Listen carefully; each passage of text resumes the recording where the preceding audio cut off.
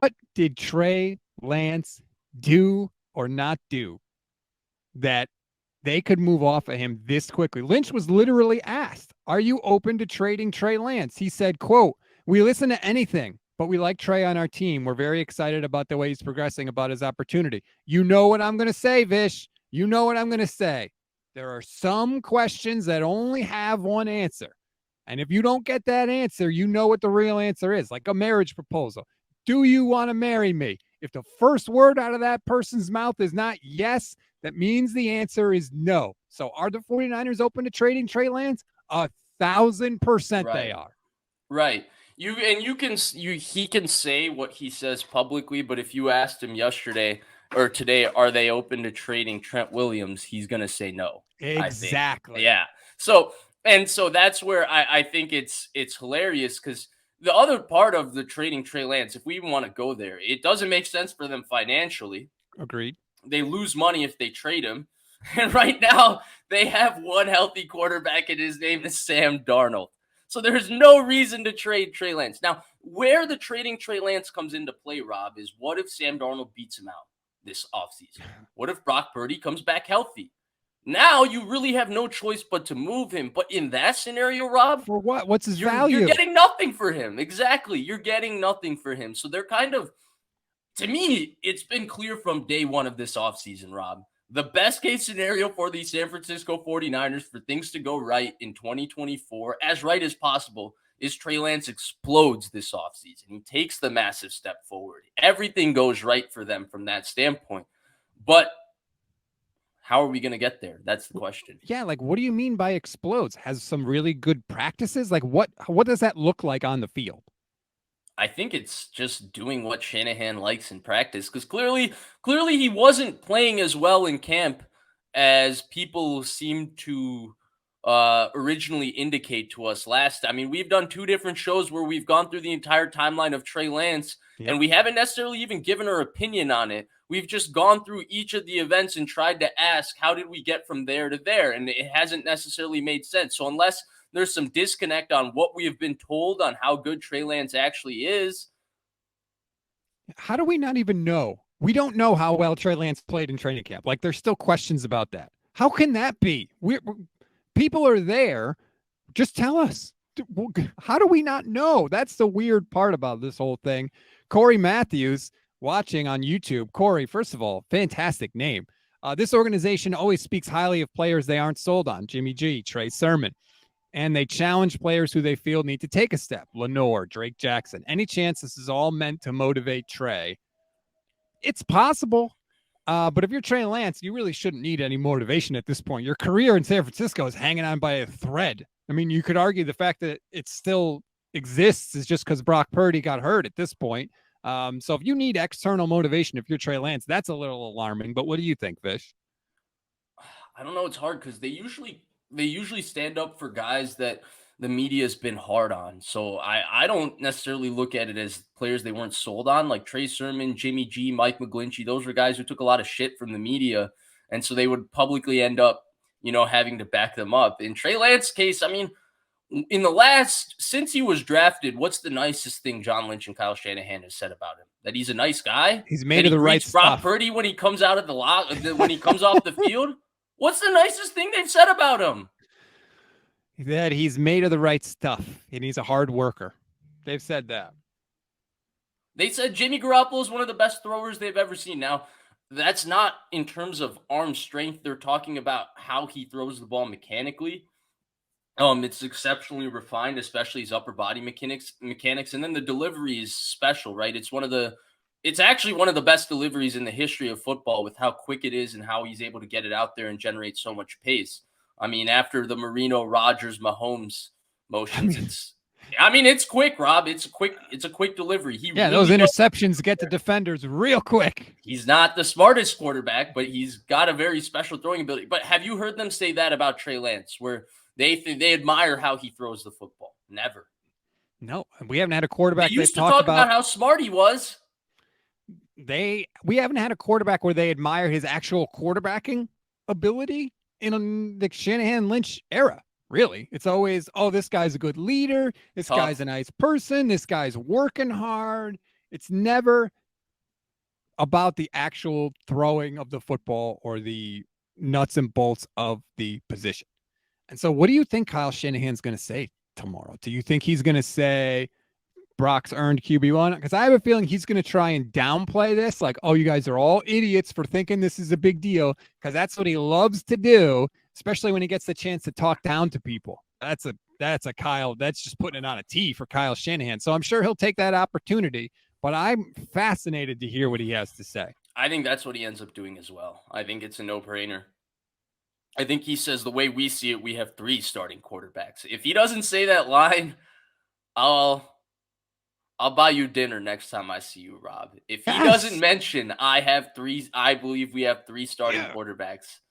All right, where are we going? Do I get to pick? Sure, why not? Okay, well, of course, the next time you see me in the same room will be the first time you see me in the same room. But I'll never pass up. Dinner's on me. But I'm almost 100% sure he's going to say, I believe we have 3 starting quarterbacks. See, I think normally he would have said, if Shanahan spoke first, I think he would have said exactly what he said before. These guys are hurt. Trey's going to be back before Brock. Trey's going to get the chance. He's going to get the opportunity to develop, and all that stuff will sort itself out, like he said earlier. But now he can't really say that. Or if he does, then people are going to say, all right, then why are you saying something different than John Lynch? Yeah, I kind of agree with that part too. I think what he would have said originally would have been the correct thing to say, by the way, just Agreed. While we're on the topic. Whether you believe it or not, I don't think you gain anything from naming Brock Purdy as the leader or, the starter in March just because of, where he's, again, Rob, 17 days removed from surgery. He's such an unknown. As much as you can hope for that timeline, you don't get a lot saying that today because you don't even know the player he'll be after the recovery too. But somehow, Rob, I feel like, who's going to hold his feet to the fire? Shanahan? Yes. Nobody holds Kyle Shanahan's feet to the fire. And it's crazy that we are here. And it's crazy to me, like the John Lynch hope thing. We hope he's ready to go by training camp. The 49ers have shown what they hope doesn't mean a damn thing. And what you hope in March means even less. They hoped Javon Kinlaw's knee was going to come back better than ever. They hoped Jason Verrett was going to be able to stay healthy when he's never stayed healthy in his career. They hoped Jimmy Garoppolo was going to be able to stay healthy after 2020. Their hope is worthless. Hope is not a strategy, and it doesn't matter what they hope, because what we know is their idea of injuries and injury management and all that stuff is warped. They can't do it. They don't have any knowledge of how this stuff is going to go. Yeah, that's the reality of the situation, which is why I thought it would have been so easy for them to not say anything. I'm really surprised that Lynch said that. And then the other question is like, okay, so Brock's the guy when he comes back, right? But Trey Lance is crushing it. All of a sudden he's lighting it up in preseason games. He's doing awesome. Nothing about what Lynch said about Brock will be changed or untrue, right? Brock will still have earned it, won't he? But all of a sudden Trey Lance is killing it. Does Brock lose his spot? And then it's like, holy hell. Then you better not get hurt in San Francisco, or damn, you're going to lose your spot no matter what. This is the exact scenario why Rob, or perhaps Sam Darnold is killing it. Somebody is killing it, right? Like maybe it's Sam Darnold too. We can't rule that out either, given this football team. But the point is, that's why it was best for him to not say anything, Rob. That's the point of this show. If there's anything, it's not that we're saying what he said was wrong or right. It's that he shouldn't have said it. He gains nothing from saying it. What's the victory? That's what. If somebody can explain what the victory is, the only theory I can see is that he tried to quell the quarterback controversy by naming the injured guy the starter. That's the only thing I can say. If you can tell me what was the benefit of anything he said today, Rob, I understand it, because I don't see the benefit. I only am seeing the right now what's going on, and what he said wasn't even like all that crazy. He didn't say like Purdy's going to start for sure, Lance is done. He kind of left the door open, but he also did draw some conclusions for us, and we have to talk about them. All he needed to say for those questions, Rob, was, hey, We're hoping he's back by training camp. When he's back, we'll see where he is and we'll reevaluate the situation from there. Obviously, we really believe in Brock Purdy. He played awesome at the end of last year. We love Brock Purdy, but right now we can't say anything because he just had surgery 17 years ago and he's got a long rehab process ahead of him, and we have to see that play out. In regards to Sam Darnold, all the things he said about Sam Darnold, saying they liked him before the draft, they liked how he played at the end of the year, they liked how he played in a run-heavy offense with play action, they like his physical talent. You can say all of that, and you can say we're excited to get him into this room and get him here to compete. We've gone through a lot of different quarterbacks, and we believe he has a chance to play. And then finally with Trey Lance, also say, hey, we don't know where he is. We're excited to get him back, finally fully healthy. We're excited to see where he is this offseason. We have 3 young quarterbacks that we really like, but right now 2 of them are hurt, so I can't say anything about it. That's all he had to say today, and nobody really could argue with him, Rob. Instead, he said all of those things, plus Brock is the leader in the clubhouse, and we would expect if he came back, he would be the guy that would start. And this is a good question from Tavarius. Where's Trey Lance's agent? When does Trey Lance get to the point where he's like, you know what? Jimmy Sexton? I don't know off the top of my head. When does he get to the point where he's like, you know what? Can I just go somewhere where they actually want me there? Can I go somewhere where I actually have a chance, where they're not trying to replace me every single season just because I haven't played perfect in my 3+ starts? I mean, damn. I think at some point that's going to be a thing with Trey Lance. And people forget the Niners had 143 total yards of offense in his 2 drives against Seattle. And it wasn't even 2 full drives. It was a drive plus before Trey Lance got hurt. So it's not like people make it seem like he was terrible when he was in there. So that's the frustrating part for all this too. And I wonder if Lance and his people don't start to get frustrated. Yeah, right. And he didn't lose the job either. He just got hurt. And he did lose it. Brock Purdy played great, Rob. He played great. No doubt about it, especially for a 7th-round rookie. He played awesome. He showed amazing moxie. He showed toughness. He showed all of those things. But you can't tell me we're 17 days from beat reporters calling this injury severe and career-saving to saying that he's going to start based on – I'm not ready for that, Rob. I'm not ready for that discussion yet. And I feel like it puts an unwanted pressure on Brock Purdy as well.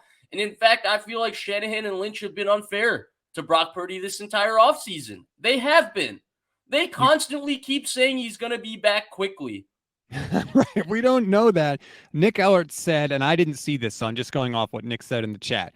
Ian Rappaport says the Niners see Brock Purdy not only as their guy for this year, but for the future. That is another thing that drives me nuts, Vish. How can they say that? How can they say that? Number one, spending a lifetime in the NFL. Kyle Shanahan grew up in the NFL from when he was a kid. John Lynch, of course, is a Hall of Fame safety before becoming an executive.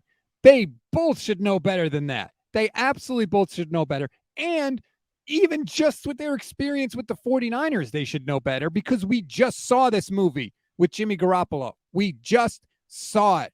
A limited stretch of games where you don't lose, like Jimmy G in 2017 when he went 5-0 at the end of the year, doesn't mean that you're the guy. It doesn't mean that we know. So the fact that they can sit there and leak this stuff to guys like Rappaport and have this opinion get out there is absurd to me. It's absurd. And we had planned before this Lynch spoke, you and I were going to talk about Lamar Jackson, right? Who just put in a trade request.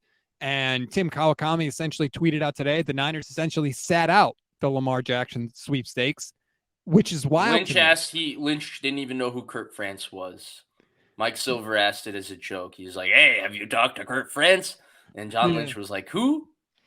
Which, yeah, who? We're not tampering. But I just like sitting out the Lamar Jackson sweepstakes because we have Brock Purdy coming off a career-saving elbow surgery. That's peak 49ers quarterback evaluation right there. Also, last thing real quick, it's not a career-saving surgery unless Brock Purdy comes back and can actually play. So it hasn't saved his career yet. Okay, go ahead. I do agree with you across the road, Rob, across the board, excuse me. But let's just pretend that the Niners know exactly what they're looking at, okay? I'm not gonna sit here and say I've been, there for every practice of Brock Purdy's. Let's say they've seen something. They feel so confident. They feel so confident in the person, the player. They see something they've not seen before from a quarterback. Let's say all of those things are true, Rob. Mm-hmm. How do we get there where he's the future when just an offseason ago you told us you saw the same things from Trey freaking Lance, who you traded 3 first-round picks for, and he was going to start last year and he was scheduled to start the entire year. It was to the point that you told 16 different players on the team, Jay Glazer reported, that no matter what happens, we're sticking with Trey Lance, and you guys better publicly support him when all the Jimmy Garoppolo chatter starts because he is the guy. How did we go from him being that guy? He breaks his ankle. 7 games later, Brock Purdy is now that guy, and Trey Lance is yesterday's news. And in March, someone put this together for me. Because if that's the case, Rob, I would love for John Lynch to just give us the information on why we got there. Instead, he plays it both ways and waffles. And at the combine in February/early March, Lynch said all Trey Lance needs to thrive and develop is opportunity to play. If he plays, he'll develop exactly the way we thought. Well, then what the hell? That's why it doesn't line up and it doesn't make sense. And I wish that they would get pressed on those things. The inconsistency with what they said and what they're saying now. How do we get from there to there? And it's not even like, haha, got you. Like, you're just saying, look, if things have changed, that's fine. Just tell us how we went from A to B. I think that's a fair request. Right. And that is the point, right? Like, you and I ultimately, no matter what, we can have our own impressions of the quarterbacks. We can have our own evaluations. But in terms of ultimately making these type of drastic statements, it's not for me to say Lance is better or Purdy's better. It's not for you to say Lance is better or that Purdy is better. The team is telling us Purdy is better than Lance. The team has told us that. Now, all I want the team to tell me is how we got here, because last offseason, Purdy was competing with Nate Sudfeld to be the backup, and you said Trey Lance was the future. This offseason, Purdy has one arm. He had surgery 17 days ago, and he's still somehow the starter. How did we get here? Were those 8 games that impressive? And if they were, then why? Well, then I understand, I guess, what he's saying overall, Rob. But then why is he leaving the door open? Why does he continue to leave the door open? Shut it. They always say your piece and move on. They leave the door open on everything.